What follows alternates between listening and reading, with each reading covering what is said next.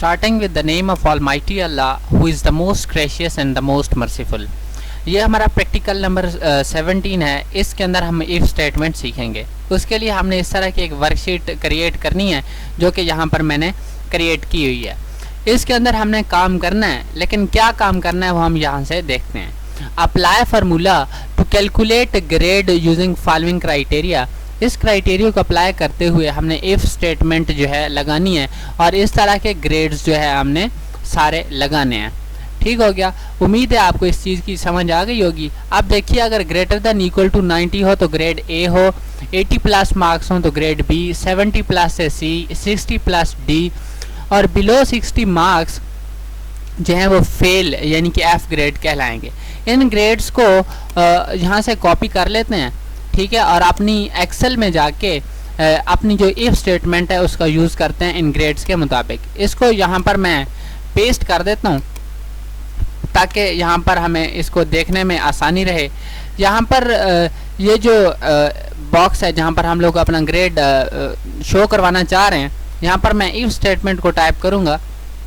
सबसे पहले यहाँ पर हमने इक्वल टू का बटन प्रेस करना है। प्रेस करने के बाद हमने लिखना है इफ़ में यहाँ पर हम ब्रैकेट को ओपन करेंगे।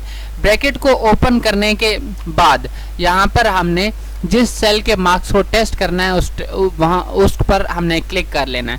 उसके बाद हम लोग यहाँ पर लिखेंगे ग्रेटर देन इक्वल टू 90। ये लिखने के बाद हम लोग यहाँ पर एक कॉमा लगाएंगे और उसके बाद यहाँ पर एक डबल कोटेशन जो है टर्न ऑन करेंगे और ए लिख देंगे। अगर मार्क्स जो हैं वो ग्रेटर देन इक्वल टू 90 है तो ग्रेड ए जो है प्रिंट करना है। फिर यहाँ पर कॉमा लगाना है। उसके बाद लिखना है इफ़ के बाद आपने ब्रैकेट को उसी तरह से ओपन करना है। ब्रैकेट्स के कलर्स चेंज होंगे। जैसे यहाँ पर हमारी स्टार्टिंग वाली ब्रैकेट ब्लैक है तो आने वाली जो लास्ट ब्रैकेट हमारे पास होगी वो भी क्लोज होनी चाहिए ब्लैक कलर के साथ। तो यहाँ पर हम इसी तरह से स्टेटमेंट लिखेंगे। इफ़ क्या हो जी, ये जो मार्क्स हैं A3 सेल के अंदर ये अगर हो ग्रेटर देन या फिर इक्वल टू 80 तो यहाँ पर हमारे पास जो है वो क्या हो, कॉमा के बाद हो हम लिखेंगे हमारे पास वो ग्रेड बी प्रिंट हो। ठीक हो गया। इसी तरह से हम दोबारा कॉमा लगाते हैं। कॉमा लगाने के बाद यहाँ पर हम लोग इफ़ लिखेंगे। इफ़ लिखने के बाद ब्रैकेट ओपन, इसका कलर और होगा। उसके बाद यहाँ पर हम लोग इसी सेल के ऊपर क्लिक करेंगे क्योंकि नीचे हमने फिल हैंडल के ज़रिए से चीज़ें अप्लाई करनी है। हम लोग यहाँ पर लिखेंगे ग्रेटर देन इक्वल टू 70। लिखने के बाद यहाँ पर हम लोगों ने कॉमा लगाना है। डबल कोटेशन के बाद हमने सी लिखना है, डबल कोटेशन क्लोज करके कॉमा लगा देना है और यहाँ पर हमने दोबारा इफ़ लिखना है। इफ़ लिखने के बाद यहाँ पर हम लोग ब्रैकेट को ओपन करेंगे और इस सेल के ऊपर क्लिक करेंगे और यहाँ पर ग्रेटर देन इक्वल टू 70 लिखेंगे, बल्कि 70 हम लिख चुके हैं, 60 लिखेंगे। ठीक हो गया। तो 60 के बाद क्या हो जी, कॉमा लगाने के बाद डबल कोटेशन के अंदर हम लोग डी लिखेंगे।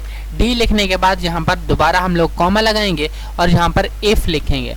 इफ़ लिखने के बाद हम लोग ब्रैकेट ओपन करेंगे और यहाँ पर इसी सेल के ऊपर क्लिक कर देंगे। क्लिक करने के बाद यहाँ पर लिखेंगे लेस देन इक्वल टू क्या हो जी 60। 60 से अगर छोटा हो या फिर 60 के बराबर हो तो यहाँ पर हमने इसको फेल करना है, बल्कि हम सिर्फ लेस देन वाली कंडीशन लगानी है। यहाँ पर अगर हम लोग यहाँ पर आते हैं दोबारा, ये देखें, इसको मैं इरेज कर देता हूँ और यहाँ पर हम लोग तो क्या हो, यहाँ पर हमने कॉमा लगाना है और यहाँ पर डबल कोटेशन के अंदर हमने एफ लिख देना है। एफ लिखने के बाद इसको क्लोज करना है और ब्रैकेट्स को क्लोज करना शुरू कर देना है। पहले ग्रीन क्लोज हुई है, फिर दूसरा जो हमारे पास कलर है ये वाला, अब ये वाली क्लोज होगी, उसके बाद ये वाली क्लोज होगी और आखिर पर जो ओपन हुई थी, जो सबसे पहले ओपन हुई थी ये वाली, वो जो है वो क्लोज हो जाएगी। अब हम एंटर प्रेस कर सकते हैं और हमारा ग्रेड इस स्टेटमेंट के मुताबिक आएगा।